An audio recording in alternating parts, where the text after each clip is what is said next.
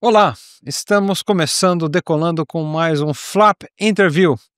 E o nosso convidado hoje é internacional, embora tenha nascido aqui em São Paulo. Comandante Conrado Ibre, comandante. Ô, Panda, meu querido. Que prazer, que alegria. Igualmente. Cara. Que alegria.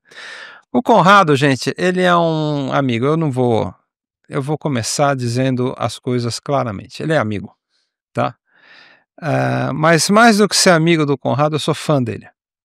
Quando terminar essa entrevista, você vai entender por quê. Poucas pessoas aportam um ângulo tão diferenciado na área de atuação dele quanto ele. Isso já está sendo descoberto pelo mercado e vocês vão entender, vocês vão descobrir ao final da entrevista que essa hora e pouco que a gente vai passar aqui vão ser absolutamente incríveis, porque ele é um cara incrível. Eu vou fazer algumas perguntinhas, começando, né, com a vida dele, mas eu já adianto que ele é comandante de 737, instrutor de uma empresa no Oriente Médio, com aproximadamente 16 mil horas de voo, e é uma das pessoas que mais tem a acrescentar para um tema nevrálgico na indústria: segurança aérea. Além disso, ele é um lorde, é um cavalheiro, com uma família linda, me recebeu como um fidalgo quando eu estive visitando ele em Dubai e se transformou num querido amigo. Não é perfeito porque é São Paulino, mas ninguém é perfeito. Então, Conrado, vamos lá. Panda, que prazer, cara, que alegria. Bom, Começa. Como é que vem tua história com a aviação? Sabe que a tua introdução, né, vindo de amigo, a gente tem que relevar, né? Então o pessoal que está assistindo releva, porque nós nos tornamos grandes amigos, né? E eu, antes de falar rapidinho da minha história na aviação, eu quero dizer que existem vários parâmetros, né, para a gente medir sucesso na vida, né? Talvez um deles seja realização de sonhos, né? Quantas vezes uma pessoa realizou sonhos na vida, né? E eu posso te dizer que o fato de estar aqui hoje, na Flap, é a realização de um sonho. Não exatamente fazendo um podcast com você, que era um desejo, mas o sonho, ele vem de infância, né? Porque a Flap representa muito na minha vida, eu já te falei isso, né? E eu estou realizando um sonho. Quando eu era pequeno, e eu já falando um pouco da minha vida, né? Eu queria muito ser piloto, né? Desde os 10 anos de idade. E naquela época não tinha internet, não tinha nenhum outro recurso que não fosse o visual da revista, né? Da Flap aqui. Então a Flap, ela foi alimentadora do sonho de criança, né? Então toda a magia que existe por trás disso na minha vida e a vida de vários aviadores, né? De várias pessoas envolvidas com aviação, através do espírito do Spagatti, né? Que a vida dele era isso, né? Era a vida. Né? Não existe pessoa e pessoa jurídica, pessoa física divididos, né? A vida dele, a dedicação dele a isso.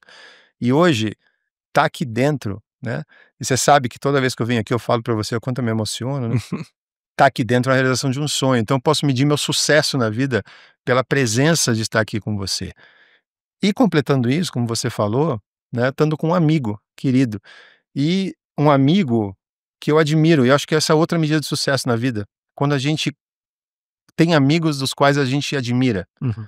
Isso é uma medida de sucesso, sabe? A nossa lista de amigos é pessoas que nós somos fãs, né? Porque isso nos dá um certo orgulho, né? Uhum. Porque se você tem uma pessoa que você admira, uma pessoa que é tão incrível como você, não, é sem rasgação de seda. Eu sempre te admirei, né? E hoje nós somos amigos. Então, para mim, ter essa amizade e tá batendo esse papo aqui, é uma outra medida de sucesso. Então eu me sinto privilegiado. Então eu te agradeço demais pela oportunidade. Não, mas o privilégio é de todos que nos assistem, porque o Conrado já deu uma entrevista aqui pra gente, já participou, e eu recomendo você entrar na nossa playlist, ir lá e buscar a entrevista com ele, porque é absolutamente incrível. Foi uma das melhores avaliadas no canal. Isso já deve ter uns 3 anos? Tem uns 2 anos e meio, acho que foi em por aí, 23, alguma coisa assim. Uhum. Mas enfim, e o papo com o Conrado nunca se esgota. Na verdade, a sensação que dá é quanto mais eu tenho, mais eu quero, assim, né? Porque ele tem muito para agregar, gente. Então a gente vai começar passando pela carreira dele, pela jornada dele para chegar onde chegou, e aí ele vai vai começar a colocar algumas coisas assim que são pontos muito importantes para reflexão e que a indústria de aviação já está começando a comprar. Bom, Conrado, o pessoal quer saber da onde vem essa paixão toda. Vamos Certo. começar por aí. Bom, eu vou tentar. Você sabe que eu falo muito, né, Panda? Você Você fa sabe que. Então, eu vou tentar resumir assim muito rapidamente, que fique de uma forma que seja de entretenimento, que a pessoa Boa, se interesse, tá tá? bom. Eu, como muitas crianças, me apaixonei por aviação na primeira vez que eu tive contato com o avião, né? Então, eu entrei num avião pela primeira vez com 9, 10 anos de idade, por aí, né, para fazer uma viagem internacional como menor desacompanhado com o meu irmão mais novo. E a partir daquele momento que eu passei pelo finger e entrei no avião, o encanto nasceu, né. E naquela viagem era na Varig, né, obviamente, e naquela viagem, aconteceram 2 fatos muito curiosos, né. Foi a primeira vez, que eu percebi que eu era um homem, porque tinha uma aeromoça na Varig designada a cuidar dos menores acompanhados, e ela era linda, linda, maravilhosa, e foi a primeira vez que eu percebi o feminino Aham, na minha vida, sabe. tá. Então eu olhei: "Meu Deus do céu, né, Que isso? que isso, né?" Então surgiu algo diferente. E ela era tão simpática e eu perguntei para ela se era possível visitar a cabine. Naquela época, obviamente, isso a gente está falando de 86, 87, né, as pessoas fumavam a bordo, né, Sim. então, e a tripulação foi super generosa, me permitiu entrar lá, e eu passei mais de 1 hora e meia, e eu lembro muito da cena entrando na cabine, e quando eu vi aquele céu azul, as nuvens, é aquela cena que é icônica, né. Até hoje quando eu vejo aquilo, né, me emociona. Eu falei: eu pertenço a esse lugar, eu pertenço a esse lugar". Foi assim que surgiu o desejo de ser piloto, né, com 10 anos de idade, e aí, claro, a infância, passando a infância sem ninguém na família na aviação, então eu tendo que alimentar isso através meios próprios, né, da Flap e tal, e até que eu, acabei por circunstâncias da vida, né, minha mãe, ela foi morar na África do Sul, a gente estava falando disso agora há pouco, né, minha Aham. mãe foi morar na África do Sul, por questões de trabalho, né, separada do meu pai. Eu acabei desculpa, ela foi morar em Moçambique, não na África do Sul, né. E aí todas as férias, escolares de verão, eu com meu irmão, nós íamos, a Moçambique ficar com a minha mãe, passar as férias. Foi assim que eu fiz o meu primeiro voo, Tá. inclusive, foi esse o voo. E, E você foi de Varig até onde? eu fui de Varig, inicialmente o voo saía do Rio, o voo era um DC-10 que saía do Rio para, ele fazia Cape Town, Joanesburgo. Aí lá eu pegava um LAN, Linhas Aéreas de Moçambique, um 737 breguinha, Aham. né, uma mudança para mim, a primeira vez que eu entrei no breguinha eu falei: "Isso aqui é um teco-teco, né". Saí do Claro, Eu fui de 47 São Paulo-Rio, Ah, foi a primeira vez que eu entrei no avião, depois nossa. eu fui de DC-10, né, e depois eu entrei no breguinha. E depois, eventualmente, o voo passou a ser São Paulo direto Joanesburgo, Sim. mais para frente, né. Eh, bom, então, eh, nessas idas frequentes, né, claro, com a minha paixão por aviação, aconteceram várias circunstâncias que me levaram à África do Sul fazer minha escola de aviação, né. Eu comecei minha escola de aviação no Aeroclube de São Paulo, né, e quando eu terminei a escola com 17 anos, eu acabei indo para a África do Sul fazer uma coisa muito inusitada, né, fazer o curso de piloto, né, terminar o meu PP. Eu terminei as horas do PP aqui no Aeroclube de São Paulo, eu tinha 17 anos, Hum, eu tinha já 40 horas e não podia solar, sim, né, na época eu não sei hoje, eu comecei a voar com 15, né, eu comecei a fazer minhas horas com 15, acho que hoje tá, não é permitido. tá. Então eu fui para a África do Sul, tive essa oportunidade através da minha mãe, do meu padrasto, né, e fui para lá, fazer as horas e fiquei, acho que mais ou menos 1 ano morando lá, então foi uma experiência para mim de expatriação, né, Claro. muito rica. Foi o primeiro contato que eu tive fora do Brasil com culturas diversas, né, e que claro, esse primeiro contato foi talvez a semente que me fez depois expatriar de vez, né, e Sim. morar fora como eu estou agora.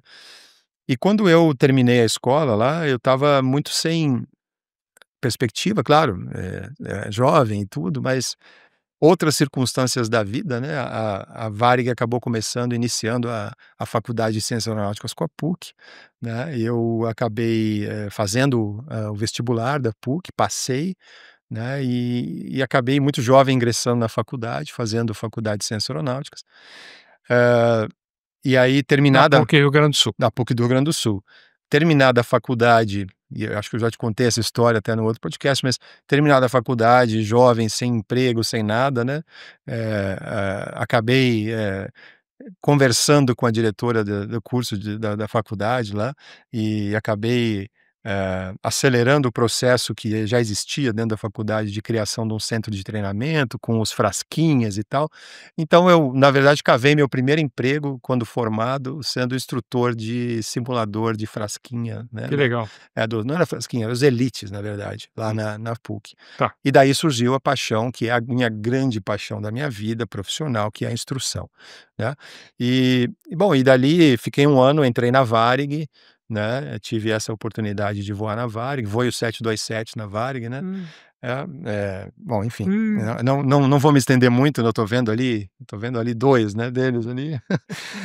Não vou me estender muito quanto isso, mas tive esse privilégio de voar na Varig. Passageiro e carga? Não, quando eu entrei já era puro carga, Tá, né, e aí isso era ano 2000, né, tá. e aí final de 99, 2000, né, e aí, a Varig já estava uma confusão naquela época, eles nunca deviam ter contratado a gente, né, mas graças a Deus eles não sabiam disso, né, graças a Deus aquilo era uma bagunça. E e aí eles, a parte de carga da Varig acabou sendo remodelada para ser vendida, para Sim. capitalizar, virou Varig Log, né, e a gente teve que sair do 27, que fazia a sua carga, fui voar 37, até um pouquinho antes da Varig fechar, e um pouquinho antes de fechar, eu tive um insight de que não ia dar bom, sabe. Aí eu acabei indo pra Gol, tive uma passagem na Gol de pra aproximadamente 4 anos, né, num período que a Gol, aquele período de aquisição da Varig, era uma confusão. A parte, eh, cultural da empresa naquele momento era uma confusão muito grande, eu não estava muito feliz, assim, voando lá, né, e eu acabei indo para, tive a oportunidade de ir pra Absa, que hoje é a Latam Cargo, né, as pessoas conhecem hoje como Latam Cargo, Sim. para voar 67, né, e ali rapidamente fiz o meu comando, né, Ah, ok. fiz o meu comando upgrade lá, e tive uma passagem muito feliz, assim, demais, aprendi muito lá e me tornei aviador de verdade lá, e dali expatriei, né, dali eu estava muito bem, né, e eu falo muito isso, que eu estava no topo da cadeia alimentar de um piloto profissional, né, que não que não está na parte de gestão, né, eu era comandante de rotas Sim. internacionais, o melhor salário do Brasil, uma empresa super sólida, mas, meus filhos naquele momento eram pequenos, a Bia e o Léo, que você conheceu, eram pequenos e eu ficava muito fora de casa, né, muito, muito, muito, né. E eu estava muito feliz profissionalmente, mas eu estava infeliz na vida Claro. pessoal, né. No E isso me fez refletir bastante sobre quais eram as minhas prioridades na vida, né. E eu percebi que minha prioridade era ser pai. Uhum. Não por um dever, mas porque era o que eu queria. Sim. Era o que eu queria viver perto dos meus filhos, eu não queria mais perder, uma apresentação na escola, eu não Hum. queria perder um aniversário, Sim. né, como acontecia, e não era por culpa da empresa, era por Não, da culpa não, por são os circunstâncias, ossos do ofício, né. ócios do ofício, circunstâncias da tua profissão. E eu falei: "Putz, não é isso que eu quero mais", né. E era um momento para mim de expatriar, a minha esposa, a Natália, sempre relutante em expatriar, mas, a gente chegou a um momento que, né, a situação do país, insegurança, né, e a gente decidiu que era o momento certo de expatriar. Claro, eu tinha que mudar a circunstância do que a profissão me oferecia, não mais fazer voos longos internacionais, ficar muito longe de casa, né. Sim. Mas tinha uma empresa lá, nos Emirados Árabes, em Dubai, que era uma empresa que operava 737 e que não fazia pernoite, Tá. né, que era só bate e volta, condições de trabalho excelentes, empresa nova, jovem, crescendo muito rápido, oportunidade de crescimento, né, e uma das coisas que eu sempre quis na minha vida, né, sempre, tive como objetivo na minha vida, como profissional da aviação, que era dar instrução, Uhum. e ali Isso fala, já fala. se manifestava lá mesmo, nessa altura? Já se manifestou quando eu dei instrução na faculdade, e eu sempre Tá, falei, você gostava mesmo. eu Era quase que uma vocação, assim, uma coisa. é é mais que uma vocação, Paulo, é um propósito de vida. eu entendi muito jovem, assim, na minha vida, muito cedo, de que aquele era o meu propósito de vida profissional que se alinharia ao meu propósito de vida pessoal, sabe. Uau. E aí, tanto que foi esse motivo que me levou a ir pra Gol e não pra TAM na época, como todos os meus colegas acabaram indo, porque eu vi na Gol uma oportunidade de crescimento rápido, Hum. né. Não exatamente para ser comandante, mas um dia para ser instrutor, uma empresa nova, crescendo, né, mas, não aconteceu então isso foi para mim um plano, né, um plano de família, alinhar desejos profissionais com desejos pessoais, e isso agora no dia 5 de julho fez 10 anos que eu estou lá. Levei a família, nasceu meu terceiro filho, fabricado e nascido em Dubai, né, e então essa é a minha história. Ele tem passaporte dos Não Emirados? tem, os Emirados não emitem passaportes para estrangeiros, né, Ah, isso é uma ok. pena, né, porque e até uma Aham. coisa que eles perguntam, ele vai fazer 8 anos, ainda é pequeno, ele assim: "Mas papai, como é que pode? Eu nasci aqui, eu não sou brasileiro, eu sou daqui". Filho, eu entendo você, mas a minha história na aviação é essa, né, e o meu grande propósito na aviação é a área da instrução. E quando eu falo bastante, hein, Panda, você sabe que eu engato a quinta aqui. E quando eu falei de alinhamento de propósito de vida com o propósito profissional, eu digo no sentido de, claro que a gente cresce, amadurece e a gente começa a refletir sobre propósitos, né. Sim. Quando a gente é jovem, o propósito ele se confunde com desejos, Aham. né, e a gente amadurece e a gente entende que, especialmente quando a gente passa a ser pai, mãe, né, a paternidade, ela muda muito a perspectiva de vida, e com a paternidade eu entendi que o propósito de vida não estava mais centrado em mim, né, Aham. que é uma coisa muito natural É. de quem, É. eh, vive isso, né, com intensidade, né, não estava Aham. mais centrado em mim. E eu falei: "Pô, só que para ser um exemplo de pai, eu preciso ser uma pessoa melhor, né". E que desafio, né, que tarefa difícil, né. Você que escolheu, né. Enfim, mas Então, e aí eu comecei a pensar muito sobre isso, refletir sobre isso, e eu achei, na verdade, um caminho que é como propósito de vida e sem ser papo de coaching, nada, um propósito de vida, o propósito para mim é algo que baseia, é a pedra fundamental das decisões da tua vida, sabe. É isso que eu vejo como tá, propósito. Então tudo que você vai pensar em fazer como próximo passo, como decisão, ela tem que estar embasada no propósito. Se está alinhado com aquilo que você vê como propósito de vida, pô, segue em frente. Se não está alinhado, não vai, né. Então o meu propósito é muito simples, eu quero ser um pai melhor para os meus filhos, eu quero ser uma pessoa melhor, né, eu quero ter, a capacidade de evoluir, né, eu quero ter a humildade de reconhecer meus erros e errar melhor, né. Então esse é o meu quando eu acordo eu penso: "Pô, eu preciso ser melhor do que ontem". Cara, 0,0001 tá jóia, né. Não são muito grandes, né. E eu quero também, errar diferente, eu não quero cometer os mesmos erros, sabe, porque, as pessoas que cometem os mesmos erros, elas não saem do lugar, né. Eu quero errar melhor, sabe. Quando a gente erra melhor, quando os erros são mais intensos, assim, mais: "Pô, agora eu tô evoluindo", sabe. E, por fim, eu quero servir, mas eu não quero servir só aos meus filhos, sabe. Eu acho que isso é uma coisa muito limitadora na vida. Eu uhum. quero servir no sentido de, cara, eu quero que as interações humanas que eu tenha na vida, elas tenham algum significado na vida das pessoas e na minha Um também. propósito, né. É o propósito, é servir, entendeu. Mas sem muitas ambições, servir no sentido de estender a mão para quem está precisando. Ou simplesmente de, como diz Clóvis de Barros, né, de fazer que o outro sorria o sorriso que ele não sorriria se não fosse você, sabe. E que esse sorriso permaneça sem a tua presença. Isso significa que você conseguiu plantar alguma coisa na vida, né. Isso é interação humana, a vida é interação humana, né. E isso se alinhou muito com o propósito da instrução, Tá. para mim, entende. Eu escrevi um artigo no LinkedIn, acho que há uns 2 anos atrás, mais ou menos, que, cara, teve uma repercussão incrível, eu nunca imaginei, que eu escrevi em português e em inglês. Em inglês tem uma repercussão extraordinária, eu nunca pensei na vida, assim, diretores de empresas aí do mundo afora e mandando mensagem para mim. Eu escrevi um artigo simples, né, "Instrução aérea, um ato de amor", né, que é exatamente assim como eu vejo. Tá bom? É um ato de amor, né, você tá ali servindo, você está invariavelmente interagindo com pessoas que estão em posições vulneráveis, né? Seja a instrução feita por pilotos iniciais, né? Então você tem um piloto inicial, ele está super vulnerável, né? Ele está ali, mudou de empresa, ele está cheio de medo, ele não sabe ainda se vai conseguir um emprego, Vai né? passar, né?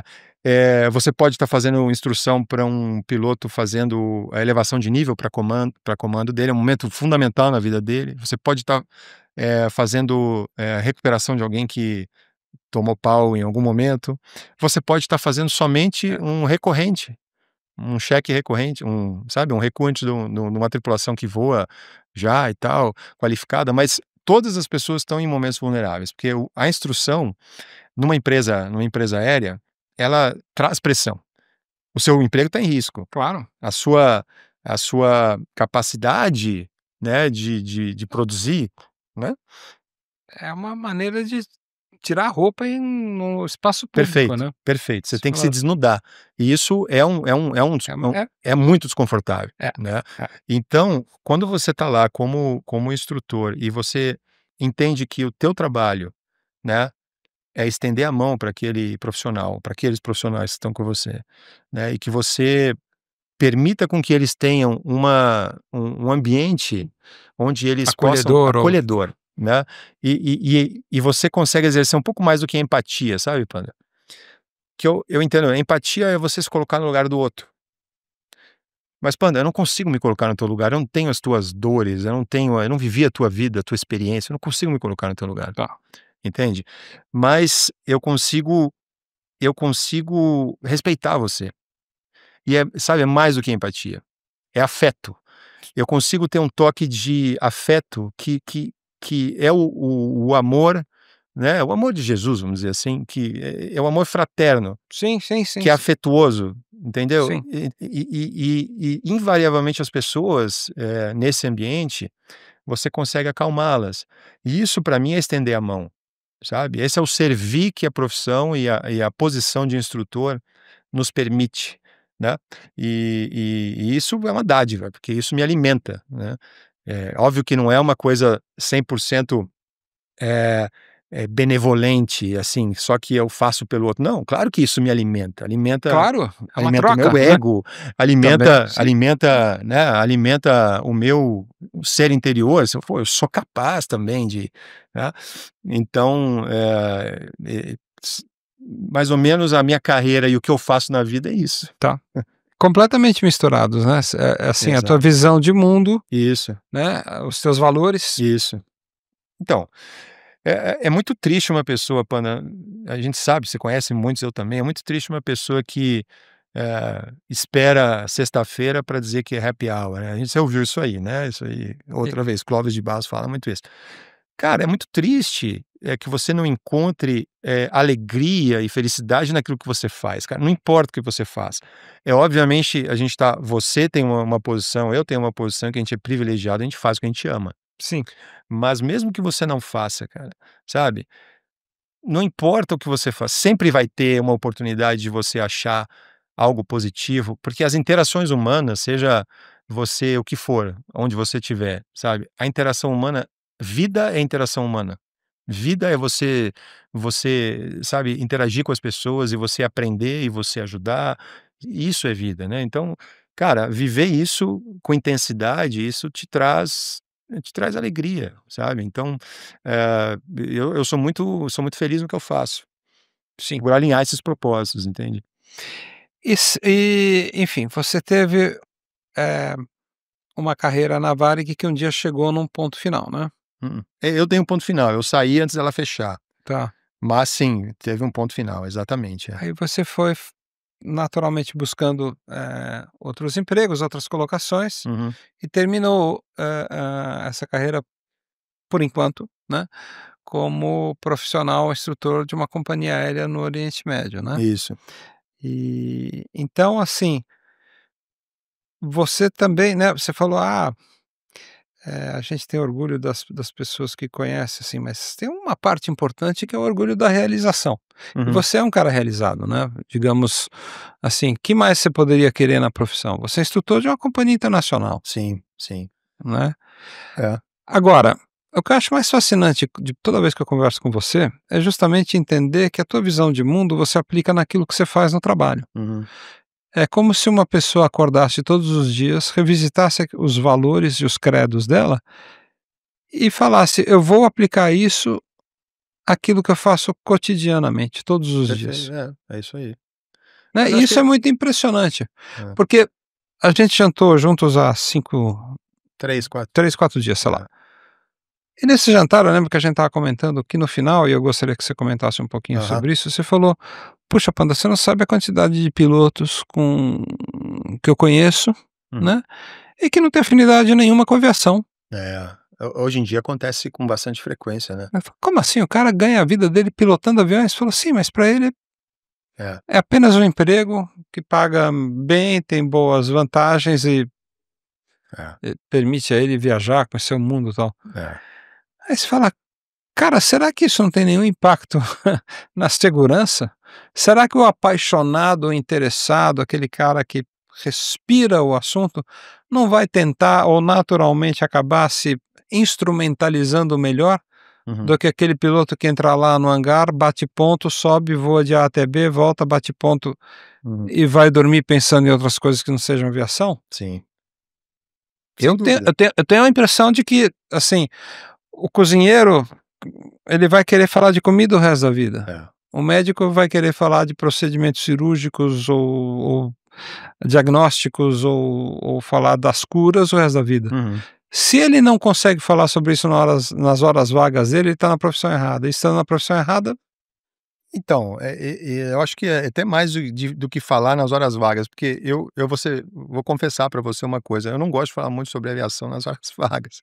não, Mas eu sigo assim, é você se encantar pelaquilo que você faz, sabe, é o encantamento que você tem pelaquilo então como você falou, um cozinheiro.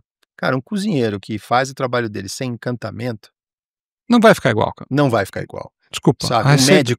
Um médico. Cara, ontem eu acabei de todo ano eu faço uma série de exames, né, eh e exames, assim, de check-up, né. Sim, laboratoriais E ou eu fiz em Dubai antes de vir para o Brasil agora, eu cheguei no Brasil há 5, 6 dias atrás, e aí eu resolvi ir como eu estive alguns dias em Campinas agora, né, acabei de chegar inclusive de sim. Campinas, e eu quando morava em Indaiatuba, porque eu voava na ABSA, tinha um cardiologista que eu gostava muito dele, né. Eu falei: "Cara, eu vou marcar com ele uma consulta", marquei essa semana, Hum. eu vou levar meus exames para ele, mas mais para bater papo com alguém que tem eh, esse amor pela profissão, sabe. Sim, claro. É Entende? inspirador, né. Fui lá, mostrei os exames, ele: "Poxa, Conrado, pô, que legal, olha, seus exames estão excelentes. Ó, vamos fazer o seguinte, cara, pô, você já está aí com 48 anos, tá na hora de fazer esse exame aqui. Você olha, não se preocupa com isso aqui e tal, teu colesterol, tá tudo tranquilo".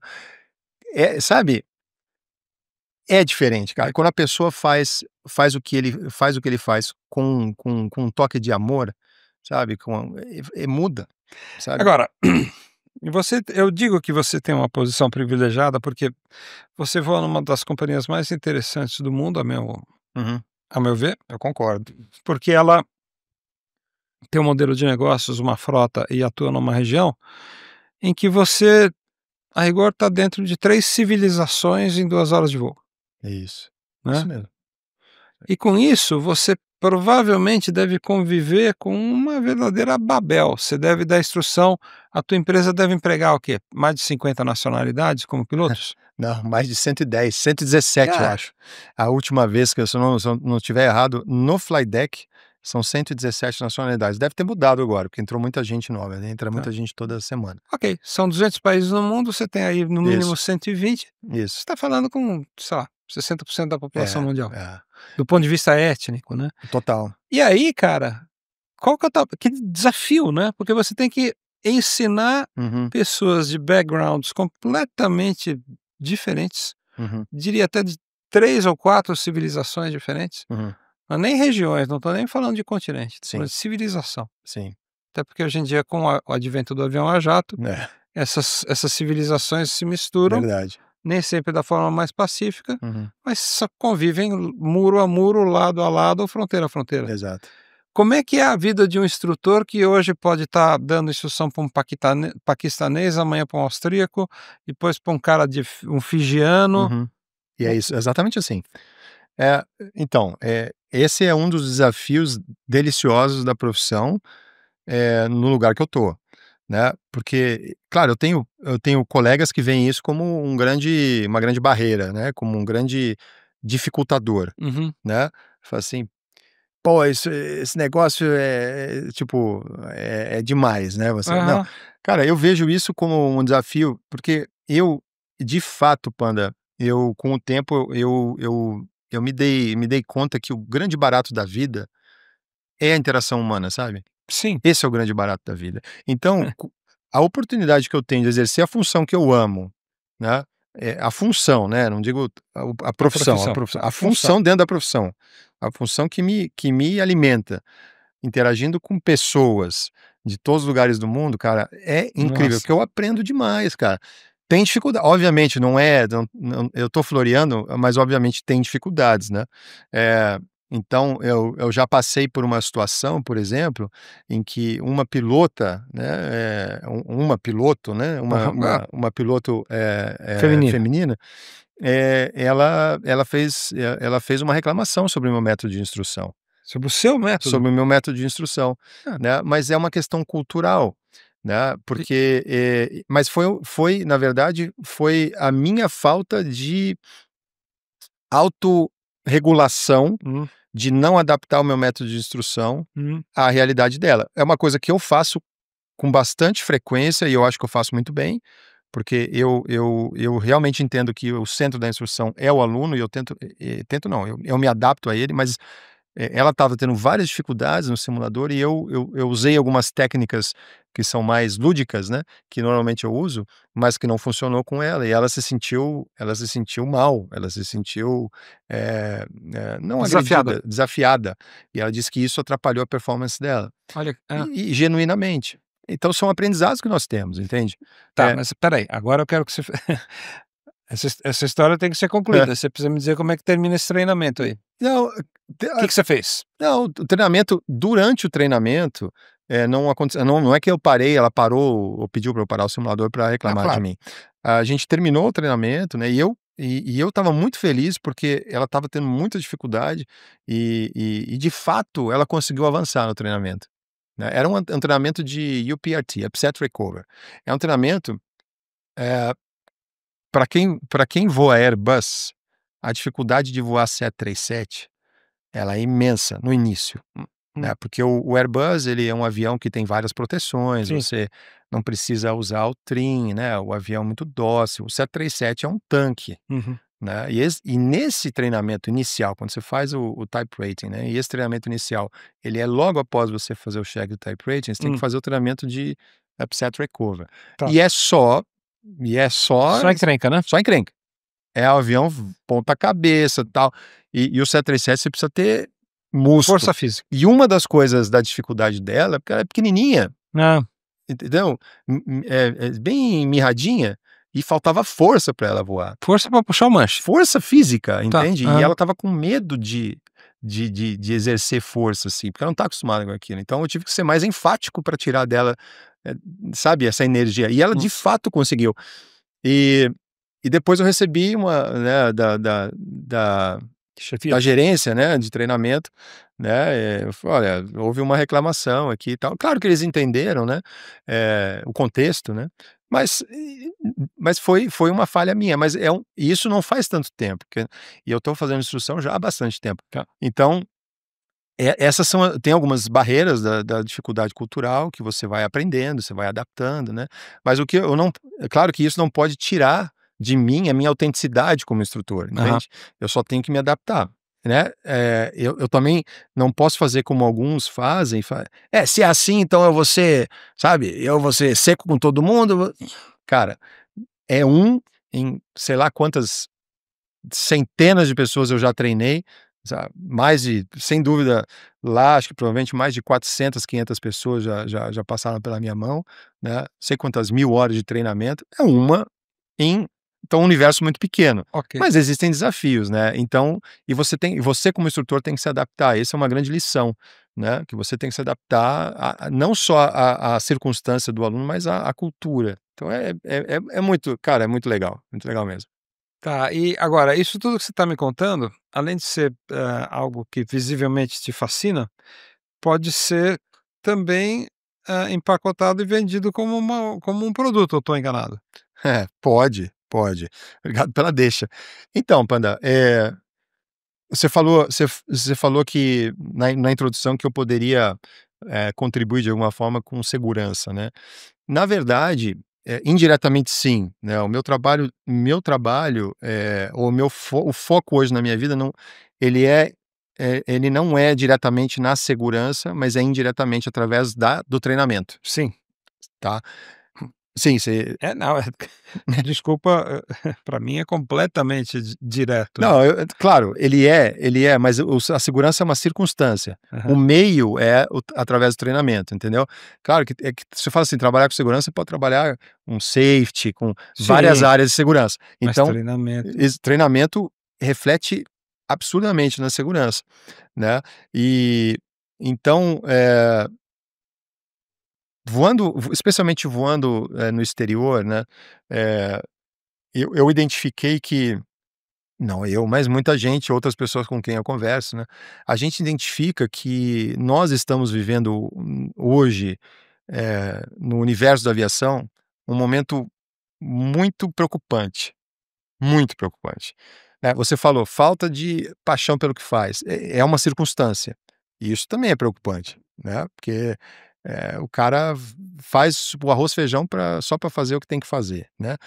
Mas não é só isso, é muito mais do que isso, né. Nós vivemos na aviação um momento em que, a gente vive uma crise, eu chamo de crise de propósito, sabe. E então nos últimos anos eu tenho refletido muito sobre isso, conversado bastante com pessoas sobre isso, e tenho um alinhamento muito grande com um grande amigo meu, o Gustavo Libardi, né, que você conheceu online, né, que estava até comigo, até faz 2 horas ele estava comigo, né, tá voltando para os Estados Unidos agora, e a gente resolveu fazer alguma coisa, a gente resolveu criar uma empresa para trabalhar nessa área de treinamento, né.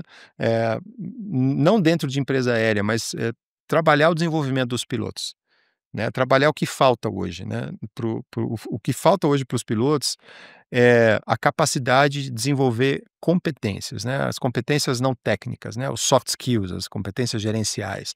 E isso é uma dificuldade muito grande. E você quer fazer algum comentário? Não, eu tô eu quero fazer vários, mas é que, você faz um comentário aí que chama atenção, né, que você fala assim: "Hoje a aviação está passando por um período", qual que foi exatamente a expressão que você usou? Ah, Eh, agora não me lembro, mas eu acho que mas você está falando por um período é um período delicado, um delicado, é período um período sensível. Eu acho que a palavra correta é tá. sensível, sabe. Então, como é que um instrutor com 16.000 horas chega a essa conclusão? O que que fez acender essa luzinha âmbar dentro do Sim. cockpit da tua cabeça? Bom, eh, Eu a concordo, tá? tá. A experiência de instrução, no exterior, especialmente lá no Oriente Médio, né, expôs, a mim e tantos outros brasileiros, né, que são os meus círculos de amizade, a uma metodologia de treinamento que é diferente da metodologia de treinamento que foi aplicada na aviação durante anos e anos e anos, né. Agora você vai ter que explicar isso. Qual que era Então, a metodologia anterior? cara, a metodologia tradicional, É, ela sempre foi treinar, por task, por tarefas, treinar tá, por manobra, tá. tá. Então você tem uma pane, você treina a pane, pronto, acabou, treinar outra pane, pronto, acabou, treinar outra pane. Então, foi assim na aviação, o treinamento da aviação, a aviação 100 anos de aviação, né, Sim, estamos agora nos aproximando é aí, isso. 100 anos de aviação, e desde que foi modelado o treinamento de aviação, eh, durante décadas e décadas e décadas, a base, o modelo de treinamento, ele sempre foi o mesmo, né. É um treinamento reativo, né. "Ah, então tá, vamos ter que treinar falha de motor", né. Então, desde que a aviação se entende por gente e se criados os primeiros, simuladores de voo, né? Se determinou que, bom, vamos treinar falha de motor quando você tira o avião do chão, tá? Por quê? Bom, porque pro avião, em termos de performance e energia, é o pior momento para você ter a perda de um motor, porque o motor não tem altura e o motor está com baixa velocidade. Então, pro avião, tá? É a condição mais crítica em termos de performance. Faz sentido? Claro, falha de motor na decolagem. Falha de motor na decolagem. Ótimo. Durante 50 anos, treinamos falha de motor na decolagem. Aí eu te pergunto, quantas vezes nesses 50 anos um avião teve uma falha de motor exatamente nesse momento da decolagem? Nenhum. Aí fala assim, pô, tá. Mas é o pior momento para o avião? É. Mas isso, qual a probabilidade disso acontecer? Quando a gente fala de probabilidades na aviação, a gente está falando de escalas assim, de 1 Sim. 1 a 3 bilhões. É por aí. É por aí, você sabe, de probabilidades, né, que tendem a zero, né? É questão de ou centenas de milhões ou bilhões, né? Eu É, não sei exatamente, eu me mas perco nesses números, mas é por aí. é bem depois da vírgula, né? Você tem, eu já ouvi alguém dizer, não sei se é correto, mas eu acho que faz sentido. Você tem a chance, durante a tua vida, de ganhar mais 10 vezes na loteria do que ter uma perda de motor, na Sim, na hora de rodar o avião, tirar o avião do chão. Então, poxa, realmente 10 vezes, então são vários zeros ali, tá? ok. Então, a gente sempre treinou isso. Agora, qual a perspectiva do treinamento? A perspectiva do treinamento, qual o pior momento para se ter uma perda de motor? Será que é no momento que você tira do chão? Para o avião é, em termos de performance, mas e para o piloto? Entende? Uhum, E para o piloto, será que esse é o pior momento para você ter uma perda de motor? uhum. Por quê? Porque o piloto precisa de algumas habilidades para voar um avião sem um motor.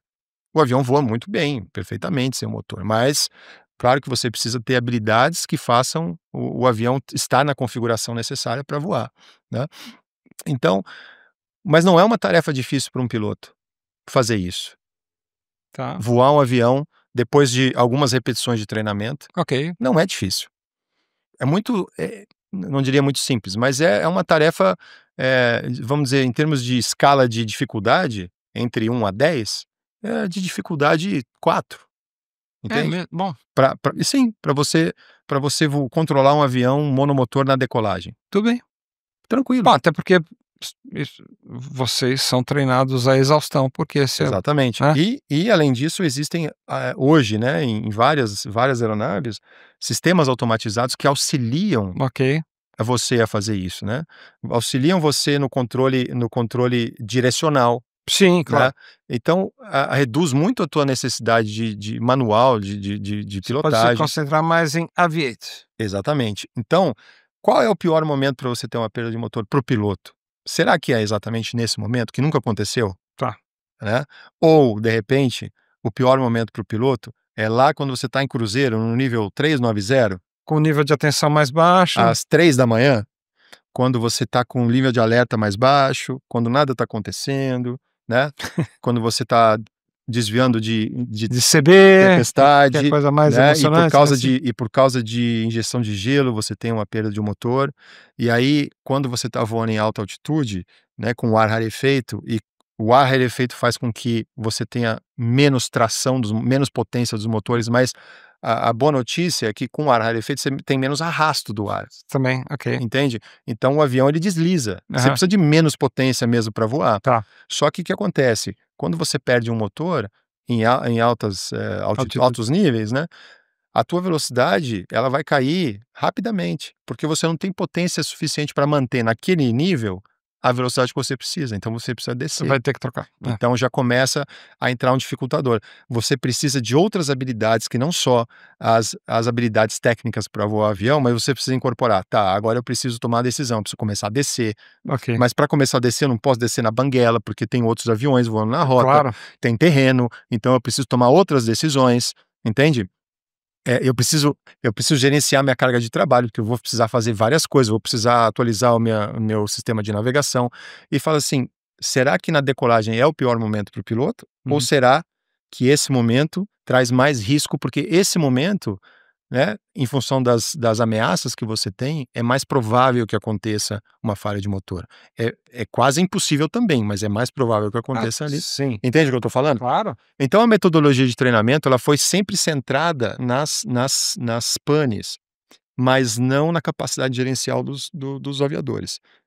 Hum, Então, eh, a metodologia ao longo dos anos, a metodologia de treinamento ela foi sendo atualizada para se treinar, a partir de competências. O que são competências? São habilidades técnicas e não técnicas, mas especialmente as habilidades gerenciais que no mundo corporativo se fala muito disso, sim, né, as competências, os soft skills, que na cabine de comando a gente usa a todo momento. Resolução de problema, tomada de decisão, liderança, gerenciamento de carga de trabalho, sabe? demais. Então, assim, um piloto hoje e com o avanço da tecnologia, eh, obviamente foi sendo requerido menos habilidades técnicas dos pilotos, porque a tecnologia está ali para auxiliar a carga de trabalho braçal do piloto. A tecnologia avançou para diminuir a carga de trabalho braçal, né. Só que quanto mais tecnologia se coloca, né, ali dentro de uma cabine de comando, né, você diminui a carga de trabalho braçal, mas você aumenta a demanda da carga de trabalho mental. Porque não só os aviões foram automatizados, mas a complexidade da aviação mudou muito. Então, quando eu comecei a voar, a gente separava os níveis de 2.000 pés, né, Sim, entre os níveis. Então você não tinha você bater com outro avião, a probabilidade era muito menor, né, porque depois que foi implementado o RVSM, né, que reduziu e você já passageiros provavelmente já viram muitas vezes, né, tá voando e vê um avião pertinho. sim, É pertinho, tem um nível muito bom de segurança, mas é. Então, não é na louca que você vai fazer não, o que você quer. Isso aumenta o quê? A necessidade gerencial dos pilotos. Você tem mais aviões, né, você tem um equipamento que te mostra outros diferentes aviões, equipamentos. diferentes equipamentos. Então, as capacidades gerenciais, elas são mais e mais e mais requeridas, né. Mas olha que interessante, Panda, e acho que a gente estava falando sobre isso, né. Na aviação, especialmente, a aviação é muito reativa, né. Acontece um evento, não precisa ser um acidente, esses acidentes que estão na mídia, a gente Sim, pode até falar sobre isso, mas acontece um evento, um incidente, alguma coisa, a reação da indústria é: "Vamos desenvolver barreiras de proteção para que esse incidente não aconteça de novo". Agora, quando você vai analisar qualquer incidente, especialmente um acidente que tem um relatório final, né, é muito simples, você pode reduzir um relatório final a erro humano, qualquer relatório final. Qualquer um, tirando do Germanwings, né, até hoje, não, né. no É, fundo é um erro humano, é um erro, mas é um erro mas é intencional, uma vamos dizer assim. sabotagem, É um erro é outra intencional, categoria, sim. mas todo acidente aéreo ele pode ser reduzido a erro humano. E, na sua grande maioria das vezes, erro da tripulação, né, É, erro dos pilotos. Em algum momento houve um erro dos pilotos. sim, Não que esse seja a causa um única, fator não é um fator contribuinte, é o erro humano. Bom, então a gente está tendo aumento de tecnologia para evitar isso, certo? A gente tem aumento de procedimentos. Os pilotos, eles estão sendo bombardeados com procedimentos. E procedimento atrás de procedimento que muda para cá e faz mais um porque alguma coisa não deu certo, né? Aquela teoria do queijo suíço, né? claro, Quando a setinha passa um buraco, aí fala: "Não, não, precisamos botar mais uma mais uma barreira aqui, fatia, mais uma barreira, mais uma fatia, mais uma fatia, mais uma fatia", só que invariavelmente essa flechinha vai cavucando ali e vai furando e vai furando. Por quê? Se é Olha que simples que é de entender isso. Se a maioria dos acidentes são causados por erro humano e as ações de mitigação são, tecnologia e procedimentos, aonde a gente está trabalhando o humano? Se o erro é humano, a gente tem que trabalhar no humano. claro, Né, mas essa parte é esquecida na indústria. ele vai ele vai só Entende o que para eu o estou falando? hardware. Sim, Exatamente, ele vai para o hardware. Então, nesse contexto, né, e não sei como é que a gente está de tempo, mas eu posso até discorrer um pouco mais sobre isso, porque esse é um tema sensível, sabe, Spano? então, mas esse não só é um tema sensível, mas é onde eu queria Uhum. é onde eu queria realmente te escutar, Tá. porque eu fiquei muito impressionado com as coisas que a gente conversou e você lembra? A gente foi jantar num restaurante faz 3, 4 dias atrás, por sinal é um restaurante bem bacana, é um japonês chamado Koji, fica dentro Aquele lugar em que a gente foi 4 vezes campeão brasileiro, o Morumbi. Enfim, Ah, naquele time que foi 3 vezes campeão mundial, né? Tá vocês bom. foram 3 vezes, a gente foi o primeiro. Mas a gente foi campeão brasileiro uma vez em cima de vocês, também lá na vossa casa. E eu Verdade. estava lá, em 1973, né. 72 a gente foi campeão em cima do Botafogo. Voltamos para o assunto da aviação? Voltemos. Tá bom. O do futebol vai gerar um resolution aqui, né. Vai dar conflito. Vamos quebrar o CRM. Então vamos manter o CRM. Mas voltando, a gente foi jantar então nesse restaurante japonês que eu recomendo, chama Koji, que fica dentro do Morumbi. E no meio do jantar eu peguei e falei: "Ai, Conrado, sabe, você tá me falando umas coisas tão legais que a coisa que eu mais queria era ter uma câmera gravando essas coisas que você tá me falando e poder transformar isso no interview lá pra Flap". Falou: "Ah, não seja por isso, vamos jantar essa semana. Isso. Vamos fazer a entrevista essa semana". Isso. E é o que a gente tá fazendo agora. E esse ponto agora que você vai discorrer eu acho que é a coisa mais interessante que eu ouvi nos últimos anos a respeito de segurança na aviação. Essa nova visão. Tá. Vamos lá. Me permita alguns minutos então. Sim. Porque eu acho assim, Panda, temas sensíveis, né? Porque às vezes as pessoas perguntam assim: o que você acha disso? Tudo bem. Se achar se o Palmeiras tem mundial ou não, a resposta é simples e tudo bem, né? E é claro que não, né? É claro que tem. É claro que não. Nossa, é uma pequena resolution, né? Mas assim, a pessoa perguntar assim: o que você acha de tirar um piloto da cabine? Você pergunta isso para um piloto, qual a resposta do piloto? Acho um absurdo. Agora, temas sensíveis são temas que a resposta envolve sentimentos, sabe? Percepções individuais, não exatamente contexto. Esse é um tema. O tema sensível é quando você coloca a tua emoção dentro da resposta da pergunta objetiva que te fizeram. E eu acho que a gente tem que ter muito cuidado. Primeiro que a minha opinião não vale nada. Absolutamente nada. E mesmo eu quando utilizo de fontes de informação, e quando eu digo isso, pessoas de extrema credibilidade, hoje em dia, né, com os últimos anos, eu tenho refletido muito sobre isso, mesmo que eu ouça o Sully falando que ele é o papa, vamos dizer, ele é o cara na aviação, mesmo que você ouça alguém de muita credibilidade, você não pode tomar aquilo como verdade. A gente tem que exercer a reflexão, sabe, para ter a nossa própria opinião. Isso é muito importante, especialmente quando é temas sensíveis. Então, quando se fala assim, segurança aérea, acidentes que estão acontecendo ultimamente, né, os últimos acidentes que foram muito impactantes. E você fala com propriedade uma coisa, eles são impactantes porque hoje em dia tem 8 bilhões de pessoas com 8 bilhões de repórteres no planeta. Fora isso, em todo lugar do mundo tem câmera de segurança. Todos, não existe mais uma esquina no planeta Terra sem câmera de segurança. Então, quando cai um avião, vai ter uma imagem. Ponto. Estatisticamente, continua caindo o mesmo número de aviões que caíam há tempos atrás, na aviação comercial, tá? Não na aviação geral. A aviação geral... Na verdade, reduziu, né? Então, Cada ano digo assim, menos. cada ano menos, né? Nas últimas 2 décadas está estável. Né?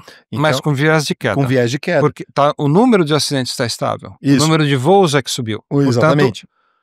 Portanto, estatisticamente está caindo. Né? Exatamente. Mas na aviação geral é outro assunto. Depois a gente até pode falar. Aviação geral no Brasil a gente está em 2024, o Davi Branco fez um estudo muito interessante. Aliás, cara, nota 1000, seria muito legal eu ter ele queria um dia aqui. trazer o Davi, ele sabe tudo. Nossa, eu sou muito fã dele. Eu também. Cara, é um profissional extremamente competente e está fazendo um trabalho excepcional pela segurança no Brasil, Sim. especialmente na aviação geral. No ano de 2024, a gente teve quase um acidente a cada 2 dias na aviação geral. E a aviação geral é tudo que não é aviação comercial, tá? Tudo que não é avião comercial. Executivo, helicóptero, treinamento, tudo. Exato. Aviação privada. Isso, táxi aéreo. Então, enfim. A cada 2 dias caiu um avião no Brasil em 2024, na aviação geral. Ou se acidenta, né? Teve um acidente. Cara, isso é inadmissível, mas tudo bem. Vamos voltar ao foco onde a gente estava. São 150, 180, 200 ocorrências por ano. Exatamente. Qual a diferença de impacto popular? Caiu um avião, como caiu o da Air India, morreram 280 pessoas. Caíram 150 aviões no Brasil, né? 150 aviões, morreram 280 pessoas. Vamos dizer assim. Sim. Em termos de mortes, o número se assemelha, ou até menor. Sim. Mas o número de obviamente, o número de acidentes, isso é uma coisa inadmissível, mas vamos voltar à linha de raciocínio. Então, tema sensível, tá? Eh, os acidentes estão acontecendo, a discussão que está muito em voga entre, a gente falou isso no outro podcast que a gente gravou, né, sobre reduzir um piloto. Teve uma pergunta lá, né, a gente Sim. discorreu sobre isso, reduzir um piloto da cabine de comando. Pô, mas se o erro é humano sempre, então tira o piloto da cabine de comando, né? Não Uhum. não é uma conclusão meio óbvia, É. né? Então vamos lá. A gente vive uma crise de propósito, né, é isso que a gente estava falando, eu acho, Isso. né. Sim. Então para isso eu quero recorrer a um contexto um pouco histórico, sociológico, para a gente pra balizar, não a minha opinião, mas o meu ponto de vista, tá. A minha opinião, de novo, não vale nada, o que vale é as pessoas refletirem. Uhum. Então entender onde a gente chegou até hoje, por que que a gente está vivendo isso hoje, esse contexto. Então se a gente olhar lá atrás, lá pelos anos de 1760, é onde teve a primeira revolução industrial, né. Eu não sei se a maioria das pessoas aqui provavelmente assistiram o seriado The Chosen, Uhum. né, e se não assistiram, assistam, mesmo que você não seja religioso, é fantástico, é absurdo, né, Uhum. é uma das grandes produções da televisão, né, nos últimos anos. Mas na primeira temporada de The Chosen, tem um momento em que, Jesus está lá, iniciando a peregrinação dele, né, interagindo com algumas crianças, e mostra ele fazendo o trabalho dele de artesão. Eu acho que ele estava construindo, estava fabricando, manufaturando, né, na verdade, uma fechadura. Mostra aquilo lá. Ele lá usando pedra para esculpir a fechadura e testando e tal. Imagina o trabalho de você fazer uma fechadura manualmente, pegar uma madeira e cara, aquilo demorava semanas e você podia terminar e não deu certo. Uhum. E você tinha que começar de novo. Cara, a gente tá falando do ano 32, tá? Linha do tempo, ano 32 é onde começa o seriado The Chosen, mostra Jesus, manufaturando algo como um carpinteiro. 1760, passaram-se 30. 1728 anos, Ah. tá, para ter a primeira revolução industrial. Então, durante 1732 anos, a humanidade continuou fazendo as coisas carpintaria desse jeito. Claro que, em vez da pedra, teve lá alguém inventou um alicate não, né, enfim, Mas, uma enfim, ferramentazinha, claro, tal, mas continuou sendo domínio da manufaturado. metalurgia, enfim. Exatamente. Continuou sendo manufaturado. Precisou de 1700 e tantos anos para ter a primeira revolução industrial. O que que é a primeira revolução industrial? É a revolução da indústria mecânica, tecnologia mecânica, que você consegue transformar essa metalurgia, tudo isso que foi evoluindo em moldes, máquinas, para produzir essa mesma fechadura, Uhum. né. Uhum. Com que objetivo? Qual o propósito disso? Qual o Ok. propósito de você desenvolver uma ferramenta e depois uma máquina? Produzir em massa, Exatamente, aumento de produção, isso. ganho de produção. Inicialmente, a primeira revolução industrial trouxe um ganho de produção. As primeiras grandes indústrias, isso na Inglaterra, né? As primeiras grandes indústrias, elas foram criadas ali, né? Porque tem dinheiro, né? A burguesia inglesa tinha dinheiro, então cria indústrias e usa esses maquinários para produzir, né? A próxima revolução industrial, Panda, aconteceu por volta de 1900. Precisou de 140 anos, mais ou menos. Cara, são 2 gerações inteiras. Naquela época, talvez 3, porque se Naquela vivia época 3. 50 Sim, anos, claro, é. entendeu? Pra ter a próxima revolução industrial.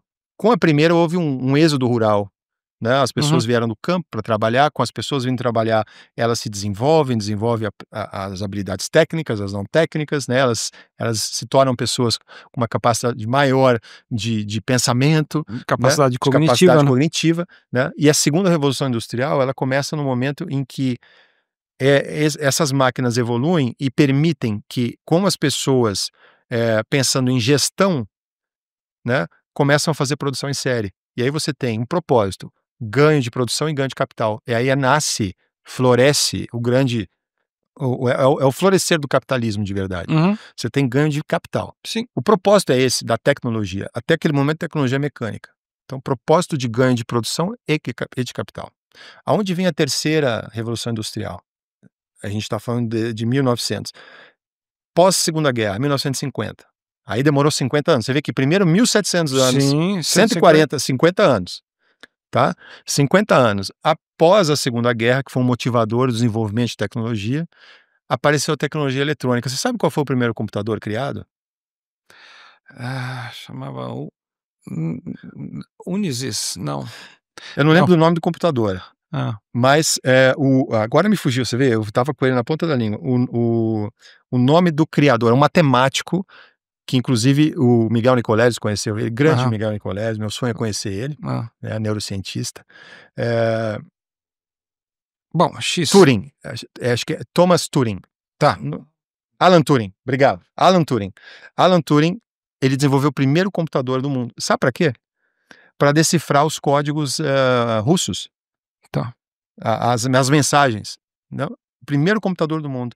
Qual foi a motivação? Motivação, claro, Bélica. diferente, bélica, mas a indústria bélica sempre avançou a tecnologia. Então a gente tem um avanço muito rápido da tecnologia em função da necessidade, de sobrevivência, vamos dizer assim, né, Sim. da guerra.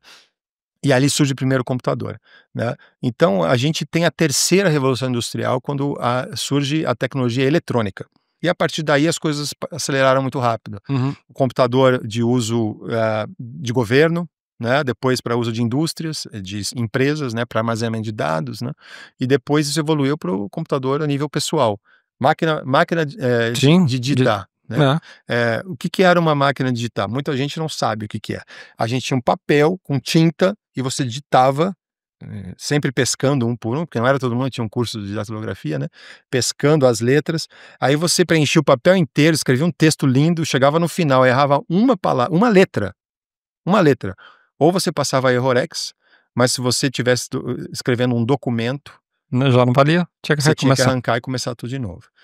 O computador pessoal permitiu que existisse um ganho de produção muito grande, a nível individual. Mas é sempre com o propósito de ganho de produção, ganho de capital. Você entende o propósito? Claro. A Aí aonde eu quero chegar, a tecnologia em todo o tempo, ela não foi o fim, ela foi o meio. Ela foi o meio para permitir um ganho de produção, um ganho de capital. Até que a gente chega, no desenvolvimento, dos telefones celulares, né, quando eram telefones ainda, né, porque hoje em dia não é telefone, é um Hoje computador. também é telefone É, celular. é. Dos telefones que aí você tem um ganho de produção, um ganho de capital para muita gente, mas o foco agora é na comunicação, certo? Comunicação.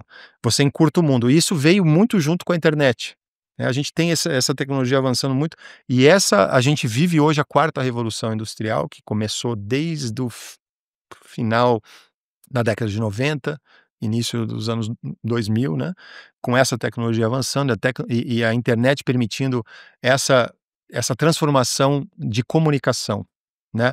Eh, e essa quarta, eles chamam de revolução 4.0, revolução industrial 4.0, né, mas na verdade é uma transformação, uma revolução que não é mecânica, não é tecnológica em termos de desenvolvimento de eletrônico, mas é uma revolução de dados, sabe, Sim. mas dados de um modo global. E isso inicialmente, obviamente, uniu pessoas, né, aí você tem os primeiros, tem o Orkut, as primeiras, redes sociais que uniu as pessoas e tal, só que também transformou o modo como se fazia comunicação e interações, né. Aí você tem impacto social, positivo, negativo, não é mais um ganho necessariamente, É, mas só um ganho, não é mais só um ganho, né, mas ainda como um meio, não como fim. E aí a gente vem ali nos últimos anos, especialmente com a pandemia, né, a gente vê passou um tsunami na vida nossa, né, na sociedade. Qual o tsunami? Tsunami da tecnologia, tsunami das redes sociais, da AI, e tudo que envolve tecnologia que entrou como um dragão, assim, como, sabe, tomando conta de tudo, né, e tomando conta do cérebro de todas as pessoas, inclusive nossas, claro. de qualquer um, né. Aí você fala assim: "Bom, qual é o propósito disso tudo?", né. Então, AI não é, a gente não tá falando só de AI, o ChatGPT, mas eu vou usar o ChatGPT como exemplo. Você tem o ChatGPT hoje, que é uma ferramenta extraordinária, se você souber usar. Né, porque a tecnologia hoje ela faz uma lobotomia no teu cérebro, entende o que eu estou Sim. falando? Eu vou eu não sei se eu te contei isso, né, eu voei com uma tripulação um dia desses, e o comissário estava me contando, assim, no tempo de solo: "Olha, pô, daqui a pouco eu saio daqui, eu vou montar meu negócio, estou fazendo uma faculdade, estou fazendo", tô fazendo uma graduação de business, alguma coisa. Pô, que legal, cara. Aonde você tá fazendo? Aí ele, não lembro onde era. Eu falei, pô, que legal, qual que é o teu objetivo? Cara, não sei qual é o meu objetivo. Eu falei, pai, como é que tá indo a faculdade? Ele falou, cara, eu tô fazendo a faculdade que o ChatGPT faz tudo pra mim. Todos os trabalhos, tudo, é muito tranquilo, muito fácil. É a distância, né? O ChatGPT faz tudo pra mim. Aí eu, tá, mas qual é o teu objetivo de fazer a faculdade? Não, de ter o diploma. Tá, mas você quer abrir um negócio pra quê? Né? E você entende o que eu estou falando? As pessoas não estão usando mais a tecnologia como meio, elas estão usando como fim. Você pega o celular, você pega uma rede social como o Instagram, o TikTok, não é mais meio para alguma coisa, ela é o fim. Sabe quantas horas um brasileiro passa no celular por dia?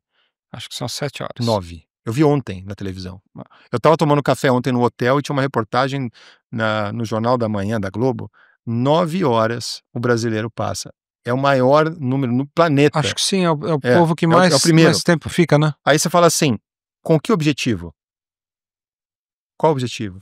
Esqueceu o que acontece aqui fora. Bom, pode ser. Olha, Bom, então, deixa eu tentar focar nessa linha de raciocínio e terminar essa linha de raciocínio. Nós estamos vivendo hoje uma crise de propósito, tá? Porque a tecnologia está vindo de uma forma tão avassaladora, né, que nós não estamos mais usando ela como meio, nós estamos usando como fim. E aí, você pega as big techs, né, e fala assim: poxa, quem são as pessoas contratadas pelas big techs hoje em dia? São os maiores neurocientistas do mundo. Miguel Nicoleles mesmo fala. Os meus maiores alunos, os caras mais brilhantes que trabalhavam comigo, os meus laboratórios, foram todos contratados pelas big techs. Por quê? Porque, obviamente, a tecnologia está sendo usada para entrar dentro do cérebro das pessoas. Eu não estou querendo demonizar, estou dizendo assim, é feito para isso. E aonde a gente vai parar? Vai parar no momento em que nós entendermos que eu não posso usar a tecnologia como fim, mas como meio. Se eu usar como meio, certo? Perfeito. Se eu usar como fim, cara, como é que vai fazer isso aí? Eu não vou mais pensar. Quando você usa, eu falo assim, ChatGPT, me diz o que eu devo vestir hoje, me diz o não sei o quê. sim, Sabe quantas decisões uma pessoa toma por dia? mais de 1.000. 5.000. 33.000 decisões por dia. Um ser humano normal, um afegão médio, tá? Desde o momento que você acorda até o momento que você vai dormir, são 33.000 decisões. Um piloto ou alguém que trabalha né, na indústria De de transporte aéreo. transporte ou qualquer outra indústria, me fugiu a palavra, mas qualquer outra indústria técnica, vamos dizer assim, tá, toma muito mais decisões. Tá? Indústrias de risco, é isso que eu queria dizer. Toma mais decisões. São 33.000 decisões por dia. E você delega a um software, que a inteligência artificial é um software, né? As tuas decisões. E você para de exercitar o teu processo decisório na tua cabeça para tomar decisões pequenas. Aonde eu devo ir, o que que eu devo fazer, entende o que eu estou fazendo? Sim, claro. E aí o que acontece? Isso já está afetando a sociedade como um todo. E aí vamos voltar para a cabine de comando, certo? Juntando com tudo que eu coloquei antes, a tecnologia avançando de forma abissal, né? Mas dentro da cabine de comando, a tecnologia, ela está ainda limitada, eles não incorporam mais. Mas qual tipo de tecnologia está avançando para a gente, com o tripulante? A tecnologia é secundária, não a direta de equipamentos no avião, né, Hum, mas a secundária. Nós temos hoje um iPad que está conectado a 24 horas, nós recebemos uma centena de informações através do iPad, informação de tudo que é jeito, né, online. A gente recebe via Datalink, a gente recebe qualquer informação da empresa, né, a gente tem acesso, a gente pode por satélite ligar para qualquer pessoa, né. O ser humano, e agora falando sobre o piloto, está sendo bombardeado com informações de uma forma, assim, muito além da capacidade nossa de processar essas informações. Em paralelo a isso, nós na aviação temos cada vez mais processos e procedimentos a serem cumpridos, tanto pela parte legal ou como pela parte de mitigação a de riscos, risco. Ah, entendeu? A mitigação de risco, são novos procedimentos sendo implementados. E eles, possivelmente não deu certo, muda o procedimento. A gente está bombardeado. Juntando tudo isso que eu coloquei, né? O contexto é: nós, seres humanos e nós aviadores, estamos perdendo a capacidade de tomada de decisão. Por quê? Porque nós não estamos sendo estimulados a tomar decisão. Muito pelo contrário. Eu sei que é polêmico, o tema é polêmico. E quando você fala tirar um piloto da cabine, você fala assim: bom, quem sabe você resolve isso. Ora, veja bem, nós seres humanos, tá? Quando nós estamos no convívio de outras pessoas, nós somos muito diferentes do que nós somos individualmente, né? Qualquer ser humano. Nós nascemos brutos e nós temos instintos brutos, né? Uhum. Quando a gente está sozinho no quarto, certo? Nós fazemos coisas e temos pensamentos que, se a gente dividisse com outras pessoas, nós seríamos vistos como monstros. E é verdade, todo mundo, certo? Uhum. Todo mundo.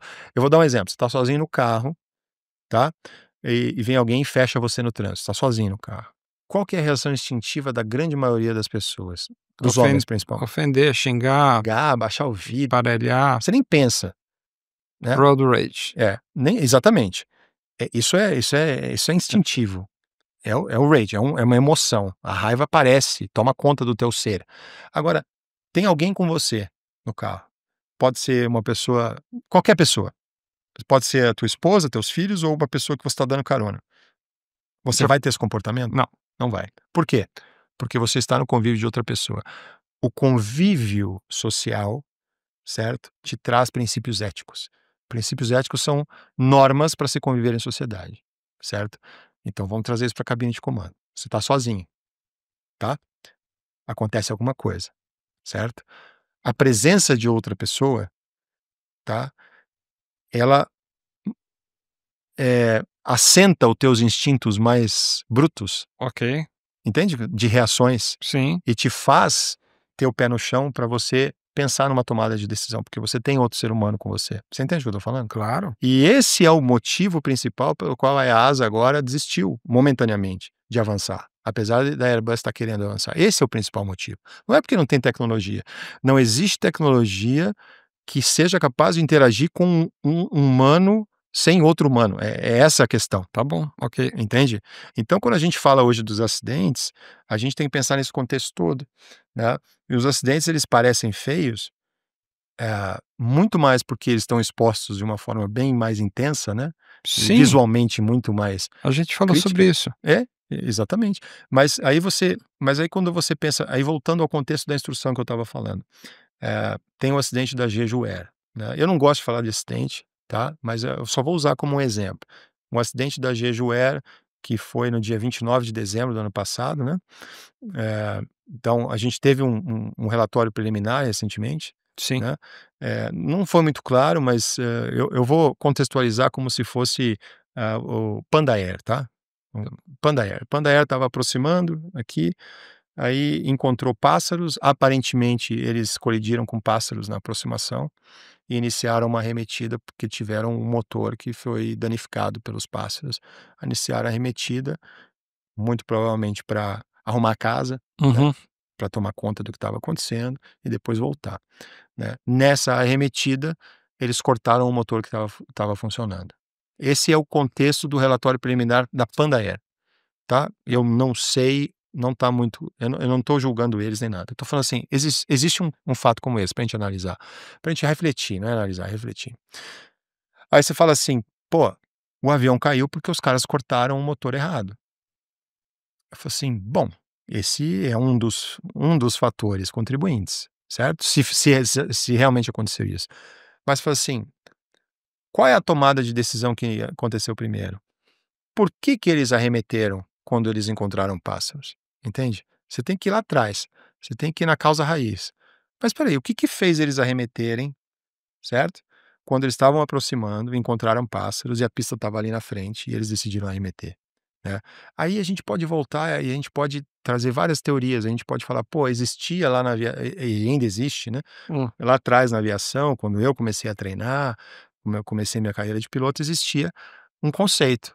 Qual o conceito? Qualquer falha que acontece acima de 1.500 pés, tá, você, arremete. Qualquer falha que acontece abaixo de 1.500 pés, você continua e pousa.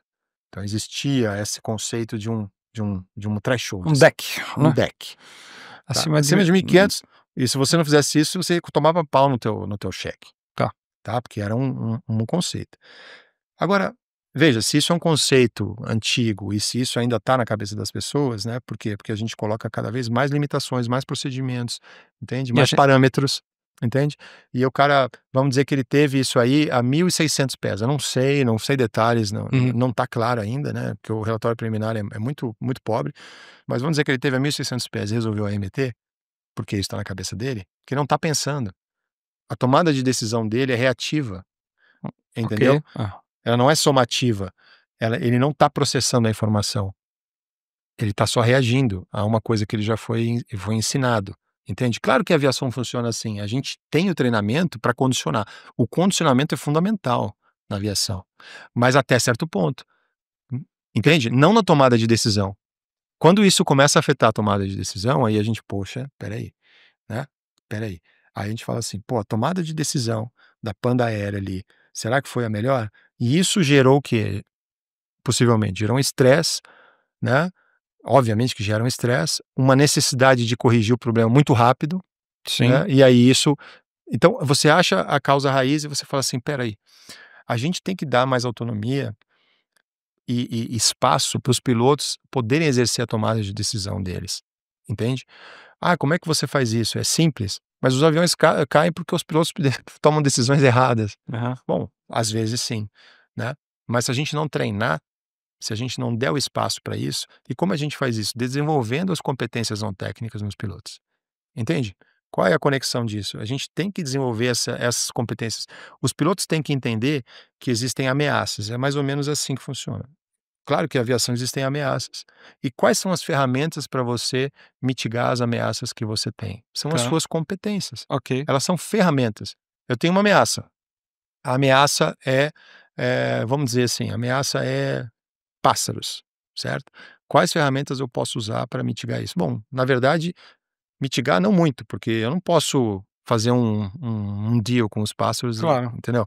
Mas as ferramentas que eu tenho bom, se existem pássaros, eu tenho que antecipar uma possível colisão com pássaros no sentido de criar um plano uhum, e brifar com outro piloto ok, e falar assim: olha, a gente vai iniciar a descida aqui, existe um reporte de pássaros nas aproximações do aeroporto. Se nós encontrarmos pássaros, qual vai ser o plano? Entende? E você discute, você abre. Quando você deixa para decidir quando a coisa acontece e você não antecipa, né, você incorre entendeu?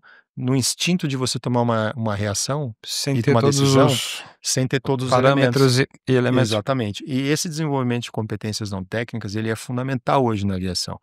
Numa empresa aérea, né, e eu estava falando do sistema de treinamento que nós fazemos lá no Oriente Médio, da Europa, na verdade iniciou na Europa, né, é o sistema de treinamento chamado EBT, é o treinamento baseado em evidências, que usa essas competências, criando cenários, né, para desenvolver as competências dos pilotos, né.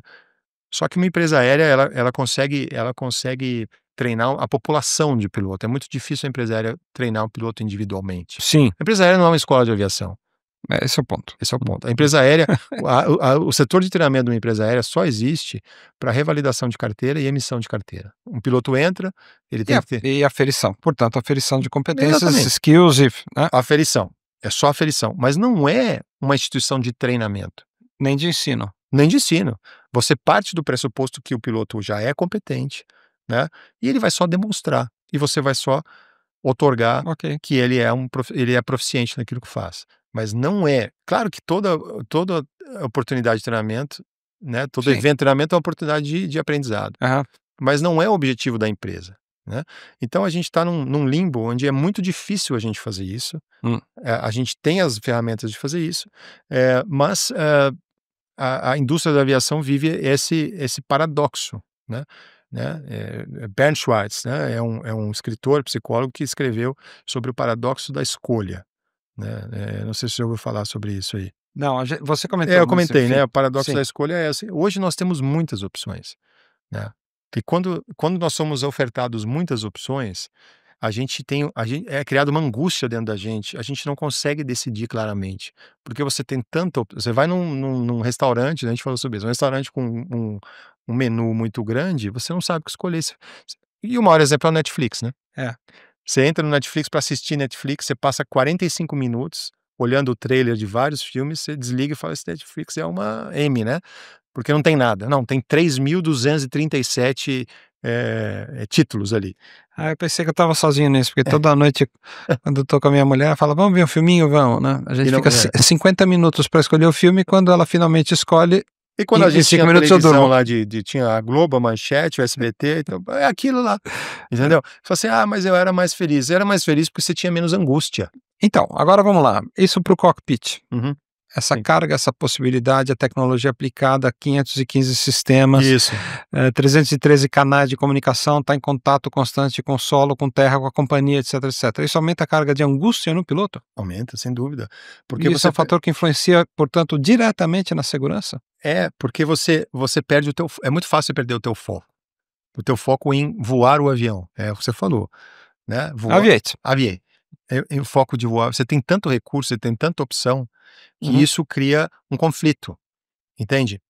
Eh, claro, e olha aqui, eu não estou querendo dizer que a aviação é insegura ou não, eu só estou falando assim, da perspectiva do treinamento, aonde a gente precisa atuar. E a indústria está, obviamente, se movendo para Ah, isso. bom, então esse é o agora chegamos a um ponto nevrálgico da Isso conversa. aí. Se você nos diz que, existe uma nova realidade dentro do cockpit, que Uhum, é um tsunami, uma enxurrada de informações, uhum, uma enxurrada de parâmetros, de dados, coisas que entram em consideração em tempo real dentro da cabine, a gente pode dizer que o ambiente do cockpit deixou de ser estéril no sentido de que tem mais perfeito. influências de dentro e de fora, É, e isso é um fator que pode, provocar um certo estresse. perfeito, Pana, sua análise é perfeita. Agora vem a pergunta, Sim, né, quer dizer, isso foi você que me falou, uhum, não sim, eu tô reproduzindo o que você perfeito, acabou de me dizer. perfeito. Agora vem a pergunta: como que a aviação está mudando os seus paradigmas de Uhum. treinamento para reagir a essa nova situação? As empresas, as autoridades aeronáuticas, né, elas estão muito atentas a isso e tentando adaptar o modelo de treinamento a essa nova realidade, mas obviamente a gente está falando numa escala muito grande e de um tempo de reação que demora, né. Então, esses modelos de treinamento novos baseados em competências, eles buscam atingir isso e de certa forma nós estamos conseguindo um certo sucesso, não na velocidade que a gente conseguiria atingir, que a gente gostaria de atingir, que a indústria gostaria de atingir, Tá, porque demora. esse novo pa desculpa, só para ficar mais didático, esse novo patamar, ele é conhecido quase que internacionalmente como CBT, é isso? É o CBTA, né, Hã, é é é o competence Competence Based Training and Assessment, tá, tá, and and assessment. Assessment. Então E você o que tá, então CBTA, isso aí, essa é uma nova maneira de enxergar, isso. treinamento e segurança dentro do cockpit. O vamos pra questão semântica, o que que é a que se dá o nome competência? Perfeito. Competências são as habilidades de um piloto. Ok, São as ferramentas que um piloto tem para manter um nível de segurança, em altos níveis. então, por exemplo, upset recovery é uma competência? O upset recovery não, mas a competência seria, primeiro, conhecimento da aeronave, Hum, tá? Você tem que ter conhecimento da aeronave. O que é um upset, né? É o Upset, Prevention and Recovery Training, o UPRT, tá, tá? Mas o P é a parte mais importante, a prevenção é a parte mais ok. importante, porque a maior parte dos estados indesejados da aeronave, que seria um upset, a aeronave está num estado indesejado, tá?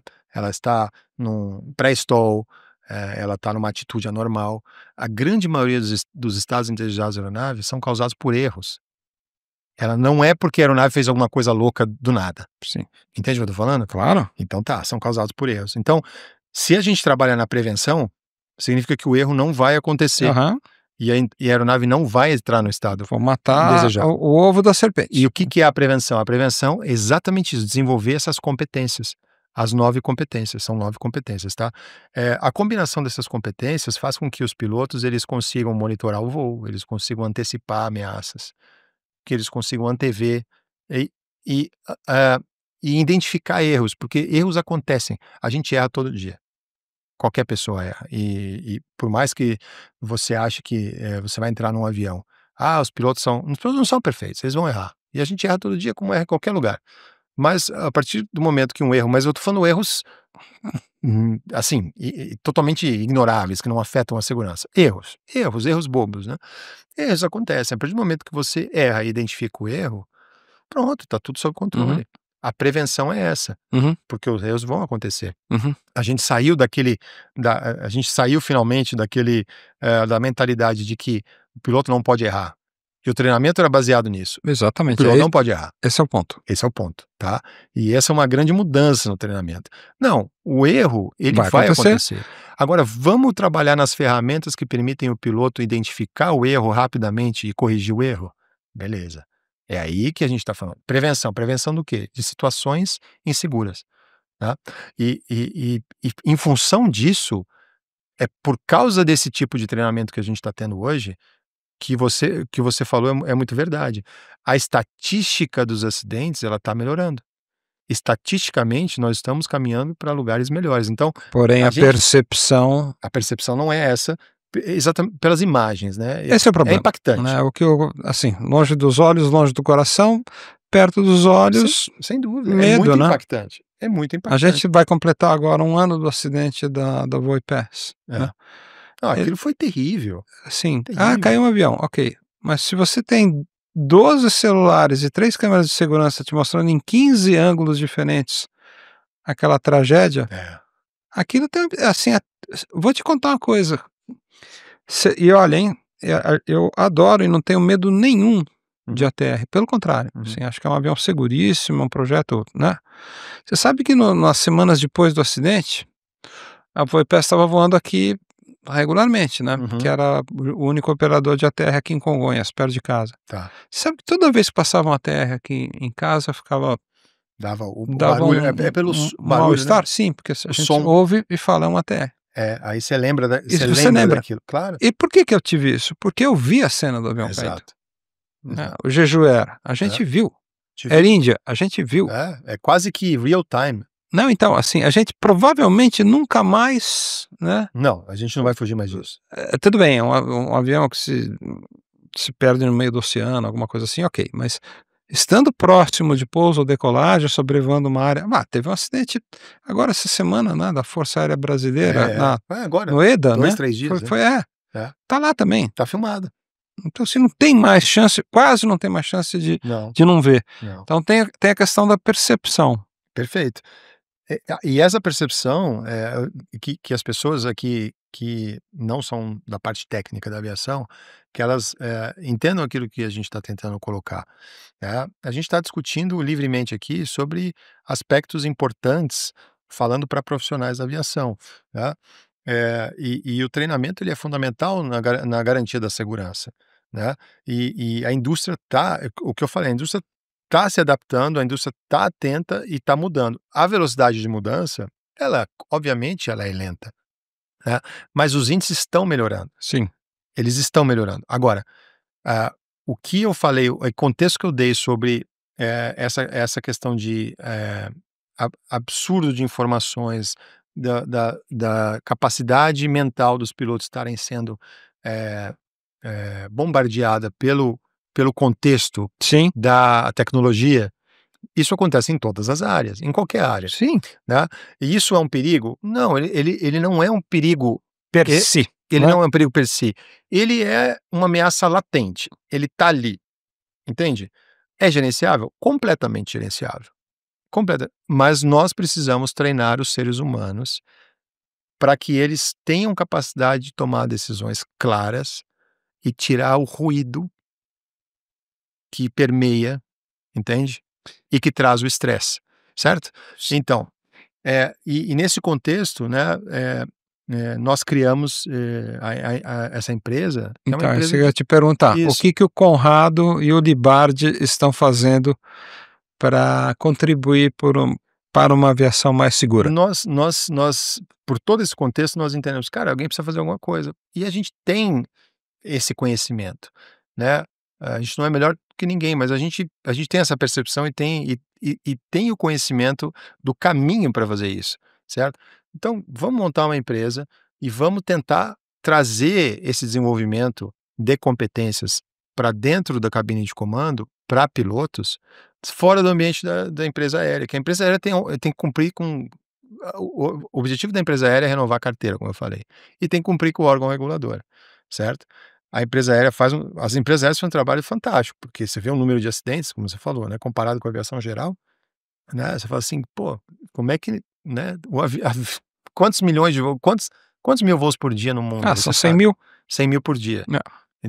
Então, estatisticamente, né, você pode voar a tua vida inteira, você pode passar 50 anos voando e você não... Outro dia veio um cálculo assim, você tem que nascer dentro do avião e viver 113 anos dentro desse avião que começa a voar e não pousa em 103 anos para estar estatisticamente dentro de um acidente. Panda, faz quantos anos que você está voando? Eu vou a 45. Tá.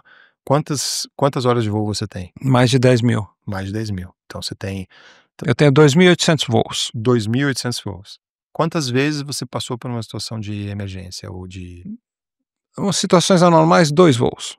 Tá. 2 monomotores em aviões comerciais. Gravidade na escala de 0 a 10, 3.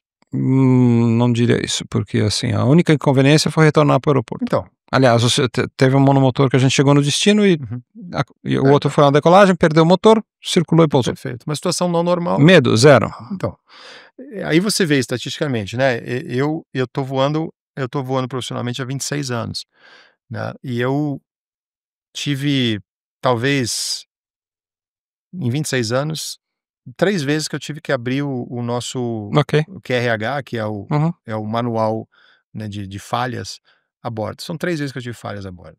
Ah, minto. Ano retrasado eu tive o 3º monomotor. Tá. Pô, então vai ser premiado, porque... Você é premiado. Né? Você pega um piloto que voou, né, 35 anos, né, e se aposentou, vamos dizer, no ano 2000, né, e o cara voou Caravelle, você fala assim, o cara nunca teve uma perda de motor, né, é muito improvável você ter uma perda, mas perda de motor é uma situação extremamente controlável. A gente alternou. Óbvio que não é normal, mas é uma situação totalmente controlável. A gente viu o avião começar a descer, falei, ué, a gente ainda deveria estar subindo, começa a descer, o comandante vem e fala, senhores passageiros, a gente vai ter que fazer um pouso de precaução em Porto Alegre. Perfeito. Óbvio que nós estamos falando aqui num contexto assim, do que deu errado. E eu acho que uma mudança de aproximação, de visão na aviação é o que dá certo. E quando a gente começar, como indústria mesmo, a computar aquilo que dá certo, não só pensar no que deu errado e criar processos para o que deu errado, mas ver assim, o que deu certo. Né? O que a tripulação fez? Porque quando você fala assim, teve um acidente, causa humana, erro do piloto. Né? Aí você fala assim, tem 100 mil voos por dia, né? Por ano tem mais de... Sim, são 3 milhões e... 4 milhões de voos por ano, né? E na aviação comercial cai um avião a cada 4 anos. Né? Então a cada 12 milhões de voos tem um acidente. Tá, só assim. E os 11.999.999 que não tiveram acidente? O quanto da atuação do piloto não garantiu a segurança daqueles voos? Você entende? Qual é o ponto de vista? Então, a aviação está extremamente segura, apesar de não parecer. E os pilotos, eles agem diariamente para evitar acidentes e para mitigar as ameaças. Diariamente. Agora, existe room for improvement? Existe espaço para melhoria? Claro que existe. Dadas as circunstâncias de hoje, quais são as áreas de melhoria? A melhoria é focar no ser humano. Esse é o grande contexto. A melhoria é focar no ser humano individualmente. E isso é uma coisa que é quase impossível de acontecer. Entende? A nível de empresa aérea. Individualmente. Você consegue pontualmente, mas individualmente é impossível. A empresa aérea leva uma tripulação, né? E os pilotos eles aprendem com o desenvolver do tempo. Eles vão absorvendo. Mas treinar individualmente pilotos não é uma tarefa de uma empresa aérea.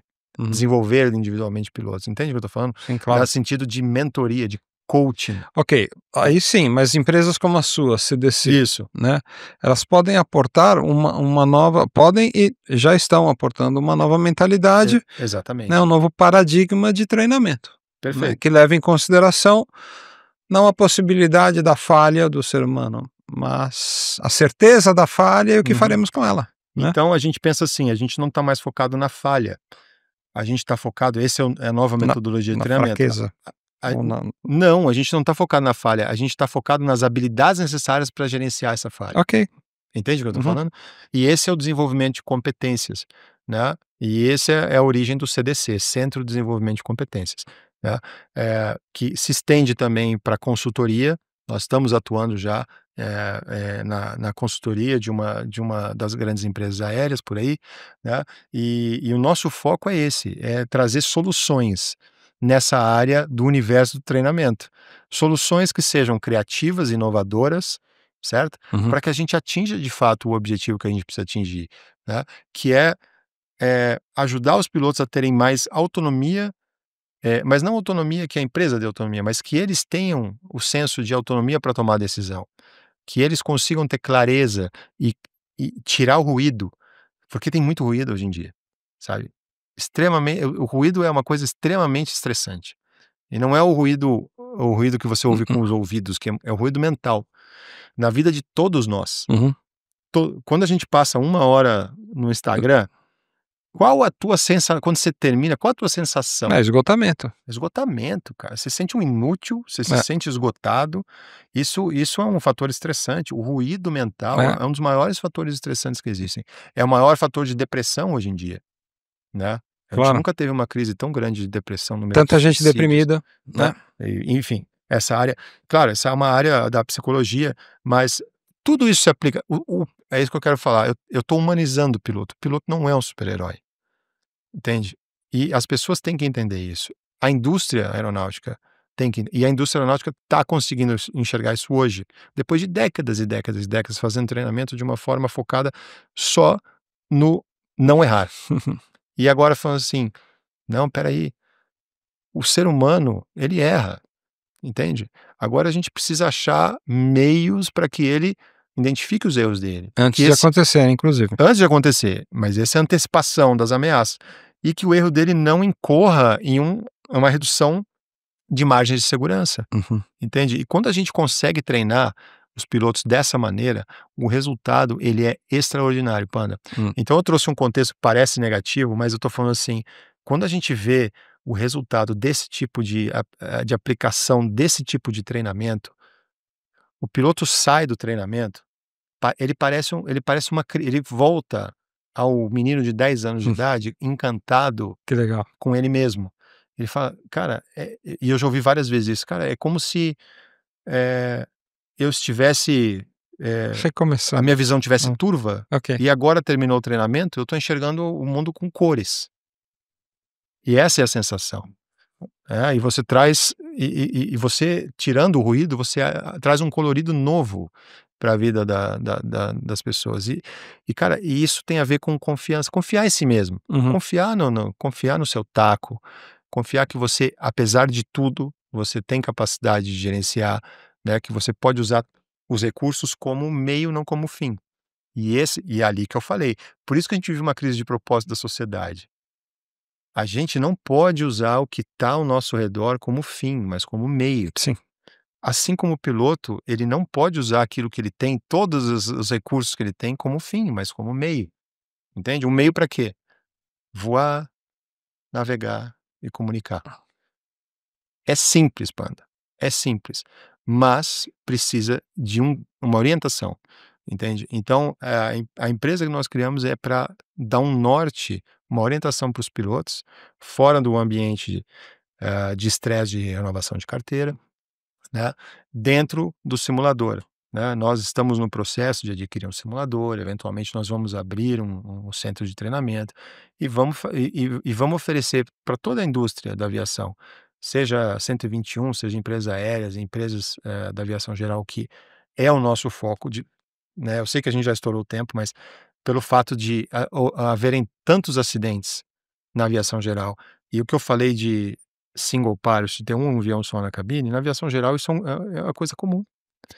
Agora, não, então você vai exigir que se tenha 2 pilotos. Não, não é esse o caminho, não é esse o caminho, mas a gente precisa treinar esse piloto que opera single pilot, né, para ele conseguir gerenciar a carga de trabalho que é o ruído que existe hoje na aviação comercial, é o mesmo ruído que tem na aviação geral. Uhum. O cara também tem um iPad, o cara também tem Uhum. 500 mil informações e ele tá sozinho. Uhum.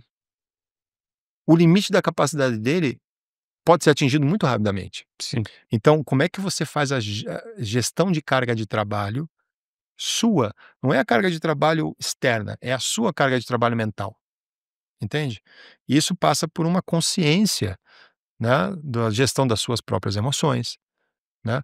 E vai muito além, a gente poderia conversar mais 3 horas sobre isso, não é obviamente, psicologia não é a minha área, eu sou um entusiasta, estudo, eu pesquiso muito, né, área de psicologia, comportamento humano, neurociência, eu sou um fã do Miguel Nicoletti, já te falei que eu gostaria de estar Isso. sentado um dia aqui com ele para discutir Vamos isso, tentar. e eu acho que ele tem muito a agregar, nessa área, né, do comportamento humano, porque ele tem um approach muito, muito, muito interessante sobre, o que é a AI e como isso, interage com a relação humana, né. Mas o que eu queria deixar aqui, o recado, é que para as pessoas refletirem sobre isso, porque a reflexão traz o progresso. Uhum. Só dizer: "É isso", ou "Ah, porque a aviação é insegura", "Ah, porque eu não sei o quê". Cara, a gente não pode reduzir essa discussão, é uma discussão muito importante. A gente não pode reduzir isso a simples, eh opiniões de ocasião, baseadas em emoção. Ou em reels que você assistiu e porque E hoje as pessoas hoje em estão dia se informando por isso. e virando especialistas de absolutamente qualquer assunto, ou Você opinionadas, né. "Ah, eu é, vi um reel e agora passo a pensar assim ou dizer isso", exato, né. exato. Bom, Desculpa eu se estourar teu não, não, tempo. não, não, não é meu tempo, É, não estourou nada aqui. A questão é trouxe muita luz para um tema nevrálgico, para um tema sempre importante, né, é uhum, o fulcro do espírito do aviador, né, uhum, é levar sua aeronave ao destino em segurança, né. claro, Que mais que mais pensa um aviador? Né, como um médico salva a vida, claro. o aviador pensa em chegar no destino em segurança. Todo Então, mundo que vai fazer seu trabalho vai para fazer o é seu sagrado. melhor. Vai Tá. fazer o seu E o melhor. mecânico, e o comissário, e Qualquer o pessoa. controlador de voo, e todo Claro. mundo está trabalhando nesse ecossistema. Como que uma empresa ou indivíduo pode acessar a CDC? Qual que é o melhor caminho para falar com você e continuar essa conversa e Uhum. eventualmente,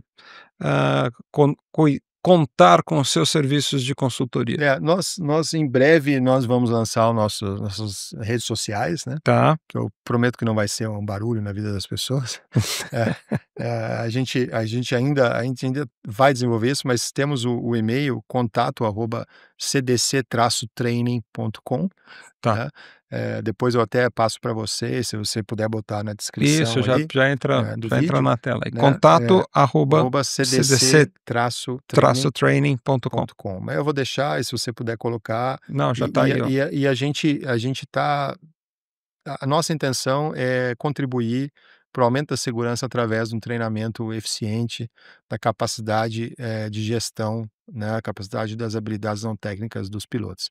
E oxalá ou inxalá, Hum, como diria, né, no meu lado do mundo, a gente possa contribuir e aumentar mais ainda os níveis de segurança, porque o piloto ainda é fundamental na cabine de comando. E para finalizar, Panda, eh, o por que a gente não pode deixar uma cabine de um avião, na mão de um computador, hoje ainda? Por quê? Porque o computador, ele trabalha com dados do passado. Por mais sofisticado que seja, por mais que desenvolvida seja uma AI, tá, eh, você só trabalha com dados do passado. E trabalhar com ameaças e antecipação de ameaças não é trabalhar com o passado, é trabalhar com o futuro, entendeu? A AI, e eu não estou criticando a AI, eu estou falando, existem limitações humanas e limitações tecnológicas, né? Nós trabalhamos de forma analógica, o nosso cérebro trabalha de forma analógica. O cérebro de um sistema de computador trabalha de forma digital, binário, combinação de zeros e uns sim. infinitos, certo? Uhum. Ah, a capacidade de exercer o futuro do pretérito. Tipo assim: "Ah, Conrado, se eu soubesse que você estava com sede, eu tinha te oferecido um copo d'água", né, que eu pedi um copo d'água para você e você: Sim. "Putz, desculpa". Essa capacidade uma inteligência artificial não tem, porque ela trabalha com dados. Se eu não falo para você que eu tô com sede, entende? Uhum. A AI vai falar: "Tá, tá tudo certo". Uhum. Mas um ser humano é capaz de prever o futuro, não só baseado em dados do passado, mas Uhum. baseados na sua experiência, nos seus sentidos, No seu no conhecimento. seu conhecimento e na sua projeção do que pode dar errado. Porque experiência é uma coisa, conhecimento é outra, Exatamente, né. total.